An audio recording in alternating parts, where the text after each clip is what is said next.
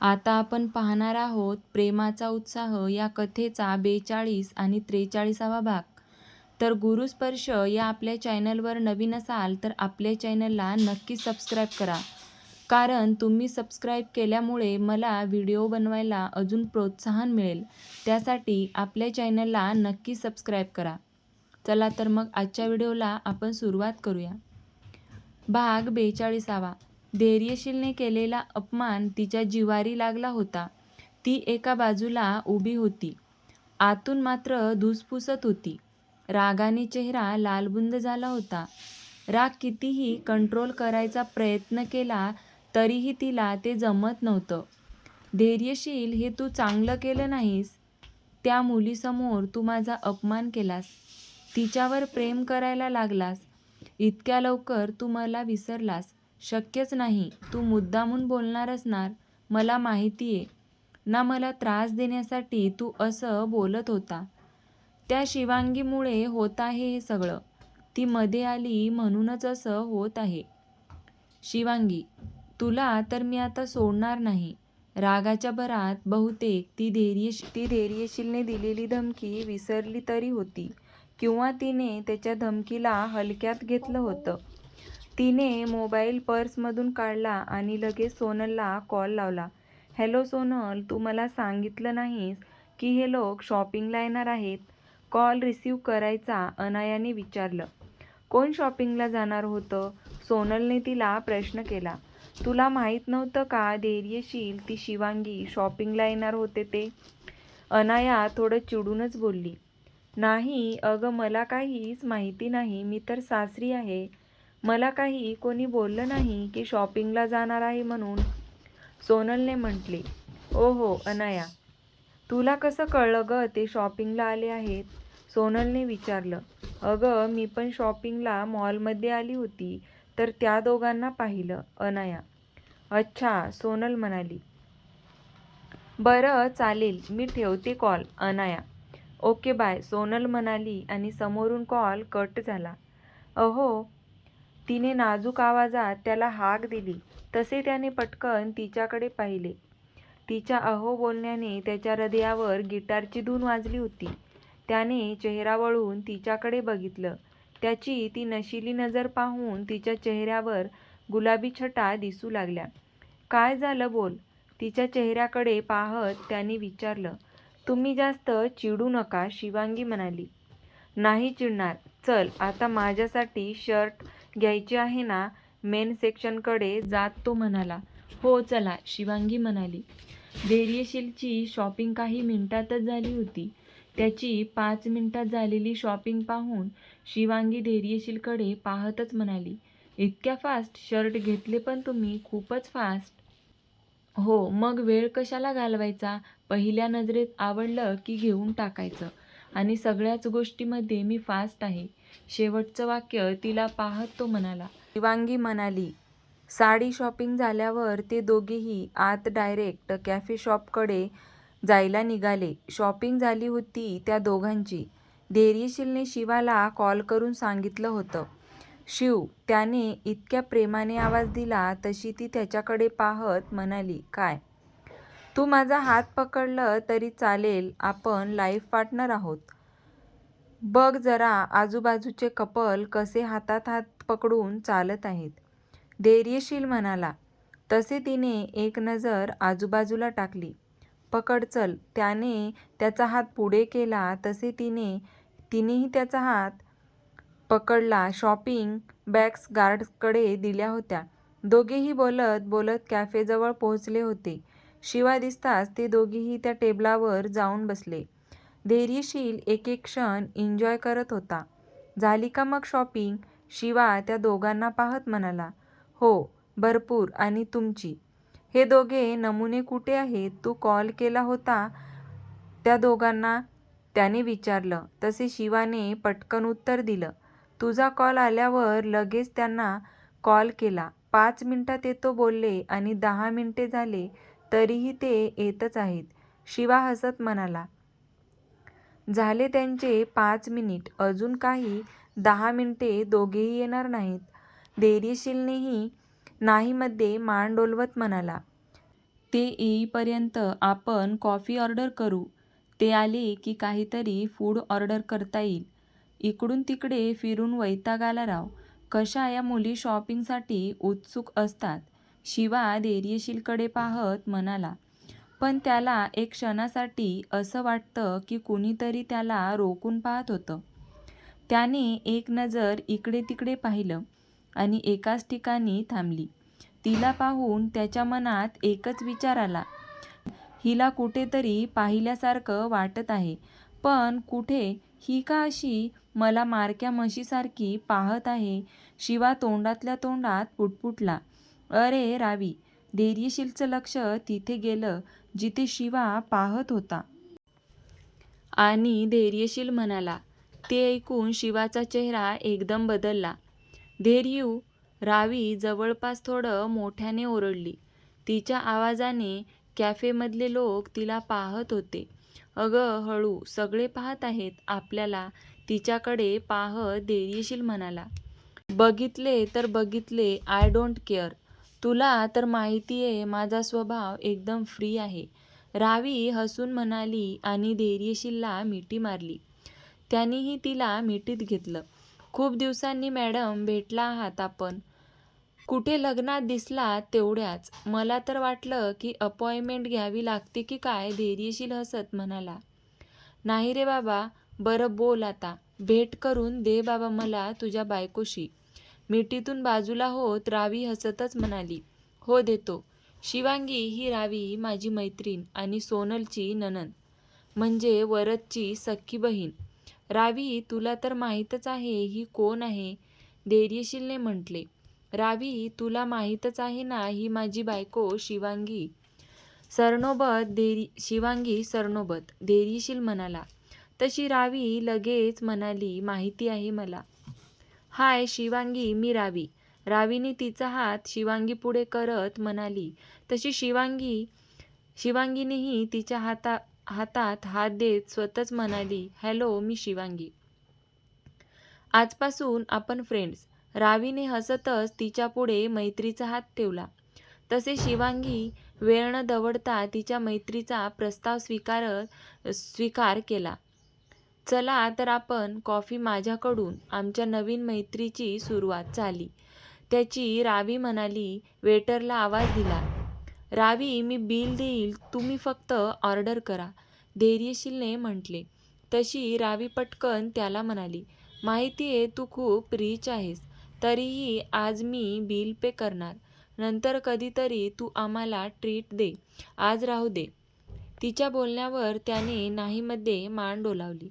बरं ठीक आहे त्याने म्हटले. शिवा बेबी तू घेणार ना कॉफी, रावीने विचारलं. त्याच्या बेबी बोलण्याने त्याला ठसकाच लागला. धैर्यशीलने पटकन त्याच्या पाठीवरून हात फिरवला. रावीने पटकन पाण्याचा ग्लास त्याच्यापुढे केला. तसे त्यानेही पटकन तिच्या हातून पाण्याचा ग्लास घेतला. शिवा जरा हळू की गटागटा पाणी पिणाऱ्या शिवाला धैर्यशील म्हणाला. हा शिवा. रावी आजच भेटली आहेस ना त्याला. आल्या आल्या कशाला त्रास देते माझ्या भावाला. मला सवय आहे तुझ्या स्वभावाची. हे दोघेही नवीन आहेत, धैर्यशील म्हणाला. तशी रावी त्याच्याकडे बारीक डोळे करून पाहू लागली. मग होईल ना सवय, तुला तर माहीतच आहे ना, रावी डोळे मिचकावत म्हणाली. हो, धैर्यशील हसतच रावीला म्हणाला. बरं मी ऑर्डर करते कॉफी, रावी म्हणाली. आम्हाला पण, मागून आवाज. तसे ते चौघेही मागे वळून पाहतात तर ते दोघे म्हणजे शंतनू आणि श्रद्धा थापा टाकत उभे होते. हळू जरा, धैर्यशील त्या दोघांकडे पाहत म्हणाला. शॉपिंग बॅग कुठे, शिवाने विचारलं. गार्ड्सकडे दिले, शंतनू म्हणाला आणि खुर्चीत येऊन बसला. त्याच्या बाजूला श्रद्धा बसली. 5 मिनिटात येतो म्हणाले आणि 20 मिनिटांनी आलात. काय करत होता? शिवा त्या दोघांनाही आळीपाळीने पाहत म्हणाला. शॉपिंग, दोघेही बत्तीशी दाखवत म्हणाले. 2 तास शॉपिंग केली तरीही, धैर्यशीलने विचारलं. हो, कारण शॉपिंगसाठी वेळ कमीच पडतो ना भाई, श्रद्धाने हसतच धैर्यशीलकडे पाहत म्हणाली. मी इथे आहे, मला विसरलात का? रावी त्या दोघांना पाहत म्हणाली. नो, आम्ही कसं विसरू, ते घाई गडबडीत आलो, लक्ष नव्हतं आमचं, श्रद्धा म्हणाली. मी गमतीने म्हणाले, रावी, मी ऑर्डर दिली आहे कॉफी आणि फूडची, धैर्यशील म्हणाला. ओके बॉस, शंतनू आणि श्रद्धा एकसाथ म्हणाले. रावी मात्र शिवाकडे बारीक डोळे करून पाहत होती. तिच्या अशा पाहण्याने शिवा इकडे तिकडे पाहू लागला. मुलींना शॉपिंग करायला आवडतं म्हणून थोडा टाईम लागतो, रावी शिवाकडे पाहत म्हणाली. थोडा टाईम एकाच वेळी शंतनू, धैर्यशील आणि शिवा एकत्र म्हणाले. 2 तास काय थोडा टाईम असतो का? या तिघांची रिॲक्शन पाहून शुभांगीला हसूच आले. खरंच होतं थोडा टाईम, म्हणजे 2 तास जास्तच होते. वेटरने त्यांची ऑर्डर आणून दिली तसे सगळ्यांनी पहिले कॉफी पिली. खूप गरज होती कॉफीची. 2 तास ते सगळे फिरत होते. भाग 43. रॉय विला. आता पुन्हा ते चौघे एकत्र बसले होते. अनुपम त्या तिघांच्या चेहऱ्यावर आलेले हावभाव पाहत होते. तुम्हाला कॉल करून इकडे का बोलावलं, इतक्या अर्जंट, हाच विचार करत आहात ना? अनुपम त्या तिघांना पाहत म्हणाले. हो, ते तिघेही एकत्र म्हणाले. बातमी तशी आहे, अनुपम यांनी म्हटले. बातमी कसली बातमी? गौतम यांनी विचारले. जर का अनुपमने इतक्या तातडीने बोलावलं असणार तर नक्कीच महत्त्वपूर्ण बोलायचं असणार आहे, हे त्या तिघांना माहीत होतं. संजय आज फॅक्टरीत गेला होता. इतक्या वर्षांनी त्याने फॅक्टरीत गेला होता म्हणजे तो पूर्णपणे बरा झाला आहे. तुम्हाला समजलं आहे का? अनुपम म्हणाले आणि त्या तिघांकडे पाहू लागले. काय? इतक्या वर्षांनी कसा काय ठीक झाला? असा काय चमत्कार झाला? तुला कसं काय कळालं की संजय आला होता? निरंजनने विचारले. एक खबर आहे, त्याच्याकडून माहिती मिळाली. अनुपम. ओ हो. निरंजन. इतके वर्ष काही वाटलं नाही, पण आता संजयचे बरे होणे म्हणजे आपल्यासाठी खरंच धोक्याची घंटा आहे. गौतम, तू जरा सावधच राहा, कारण तू सुजितच्या जवळ होता आणि त्याच्या ॲक्सिडेंट आधी तुलाच भेटला होता. कदाचित तुझ्याबरोबर कॉन्टॅक्ट करू शकतात, सुभाष म्हणाले. सुभाष यांचं बोलणं त्या तिघांनाही पटलं. गौतम, सुभाषचे बोलणे मनालाही पटत आहे, तर जरा सांभाळून राहा. तूही कोल्हापुरात त्यांच्या ॲक्सिडेंटनंतर शिफ्ट झाला आहेस. निरंजन. गौतमचा चेहरा आता गंभीर झाला होता. काहीही झालं तरी सुजितची केस रिओपन नको व्हायला, नाहीतर सगळंच बाहेर यायचं. गौतम एकदम गंभीर सुरात म्हणाले. हे आपल्यासाठी किती धोकादायक आहे. आतापर्यंत त्याला समजलं असेलही, त्याचा जिवलग मित्र आणि त्याची फॅमिली या जगात नाही. त्याचं डोकं किती फास्ट आहे. तो ॲक्सिडेंटचा तपास नक्कीच पुन्हा करायला लावेल. आपल्याला आता खूप जास्त सतर्क राहायला हवं, अनुपम म्हणाले. काळजी घ्यावी लागेल. मला वाटतं आपली काही माणसे सरनोबत फॅमिलीच्या मागावर ठेवावी, जेणेकरून त्याची माहिती आपल्याला मिळेल. निरंजनने म्हणाला. तसे त्या तिघांनी चमकून त्याच्याकडे पाहिलं. Good idea. मी आताच आपल्या काही माणसांना लावतो कामाला. असं बोलून अनुपम उठून बाजूला जाऊन कुणाला तरी कॉल लावला आणि त्यांनी सरनोबत परिवारावर नजर ठेवायला सांगितली. कॉलवर बोलून झाल्यावर अनुपम पुन्हा त्याच्या जागेवर येऊन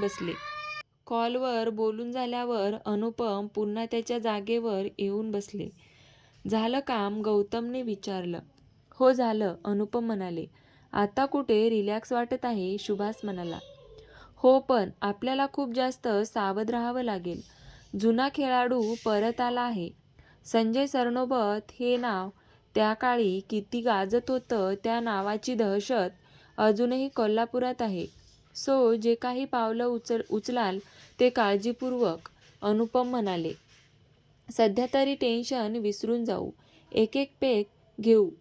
आता जरा जास्तच गरज आहे. आता सुभाष हसत म्हणाले. अरे काय तू लोकांची, आता चहाची वेळ झाली आणि तू म्हणतोय आता ड्रिंक करायची? गौतम हसत म्हणाले. चहा ही एक प्रकारची नशा आहे की फक्त फरक एवढाच आहे की चहाने नशा चढत नाही, पण अल्कोहोलने नशा चढते. सुभाष हसत म्हणाले. हा, हेही खरं आहे, गौतम म्हणाले. चला तर मग टेन्शन फ्री होण्यासाठी एक एक पॅक घेऊच, अनुपम म्हणाले आणि त्यांनी एका सर्वंटला आवाज दिला. किशोर आवाज दिल्याबरोबर तो तो सर्वांसमोर येऊन उभा राहिला. येस बॉस, अबदीने सर्वंट म्हणाला. अनुपम यांनी सांगितले. तसे तो सर्वंट लगेच निघून गेला. चला आपण इथे बसू, जरा रिलॅक्स बसता येईल, असं म्हणत ते चौघेही उठून बाल्कनीकडे गेले. एका गार्डने तिथे टीपॉय आणून ठेवला. त्यानंतर त्या सर्वंटने अजून एका सर्वंटला घेऊन तिथेच त्या वस्तू आणून ठेवल्या आणि निघून गेला. ते चौघेही आरामात बसले. कसली चिंता नाही असे गौतम यांनी 4ही ग्लास भरले. चेअर्स करत त्यांनी एका फटक्यात ग्लास खाली केला. 5:15 वाजले. ते सगळे घरी आले. हॉलमध्ये बसलेले त्या 5 जणांना पाहत राहिला आणि मग मागून येणाऱ्या गार्ड्सकडे आणि त्याच्या हातात असलेल्या शॉपिंग बॅग्सकडे. अख्खा मॉल खरेदी केला की काय इतका वेळ शॉपिंगला लागला? देवराज बारीक डोळे करून श्रद्धाकडे पाहू लागले. श्रद्धा जीभ चावत, छोटे बाबा, ते ना वहिनीबरोबर पहिल्यांदा शॉपिंगला गेलो होतो ना, म्हणून वेळ लागला. ओ अच्छा, बरं, वहिनीच्या आवडीची शॉपिंग केली ना? देवराज यांनी हसत विचारलं. हो छोटे बाबा, तिच्या आवडीने घेतले आहेत, श्रद्धा म्हणाली. अहो, तिने पुन्हा आवाज दिला. त्या अहोने त्याच्या मनाला भुरळ घातली. हो बोल ना, धैर्यशीलने त्याचं टोनमध्ये उत्तर दिलं. सगळेजण त्या दोघांना पाहून गालातल्या गालात हसत पाहत होते. माई त्या दोघांना पाहून त्यांची नजर काढत कडाकड बोटं मोडली. शिवांगीला काय म्हणायचं होतं तो समजून गेला. त्याने लगेच एका गार्डला आवाज दिला आणि शॉपिंग बॅग समोर ठेवायला सांगितल्या. तसे त्या गार्डने बॅगा समोर ठेवल्या. शिवांगीने एका बॅगमधून 3 साडीचे बॉक्स काढले. त्यातला एक बॉक्स घेऊन ती माईकडे गेली. माई, हे तुमच्यासाठी, शिवांगीने तो बॉक्स देत म्हणाली. माई बॉक्स ओपन करून बघा. तिने आत्या आणि रत्ना यांनाही ते बॉक्स दिले. धैर्यशीलने देवराज, संजय, शंतनू, शिवा यांना बॅगा दिल्या. ओपन करून बघा, धैर्यशील म्हणाला.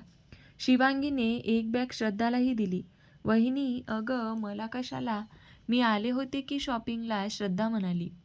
दिवाळी गिफ्ट तुमच्या भाई आणि वहिनीकडून, डोळे मिचकावत शिवांगी म्हणाली. थँक्यू वहिनी, श्रद्धा तिला मिठी मारत म्हणाली. अरे वा, हे बरं आहे, वहिनीला एकटीला थँक्यू, मला नाही का, धैर्यशील तिच्याकडे पाहत म्हणाला. ओ भाई, तू जेलस होत आहेस का मी बहिणीला मिठी मारली ते? श्रद्धा म्हणाली. असं काही नाही. धैर्यशील, सगळ्यांनी नवीन कपडे लक्ष्मीपूजनाच्या दिवशी घालायचे, मी काही ऐकणार नाहीये. धैर्यशीलने. हो, आम्ही काही म्हणलो का? इतक्या प्रेमाने आमच्या लाडक्या शिवांगीने दिले आहेत गिफ्ट तर नक्कीच घालणार. ही सगळी चॉईस शिवांगीची आहे. धैर्यशील शिवांगीकडे प्रेमाने पाहत म्हणाला. तो खुलेआम सगळ्यांसमोर पाहत होता. इकडे पुन्हा शिवांगी लाजली. तिला लाजताना पाहून तो तोंडातल्या तोंडात पुटपुटला. लाजाळूचे जाळ. सगळ्यांनी त्या शॉपिंग बॅगमधले बॉक्स काढून ओपन केले. त्यांना आवडले होते. रत्ना यांनी पण तिच्या चॉईसला मनोमन दाद दिली. चहा घेणार का, सुमनने सांगितले. आत्या यांनी विचारलं. हो, सगळेच म्हणाले, कारण चहासाठी नाही म्हणायचं नसतं.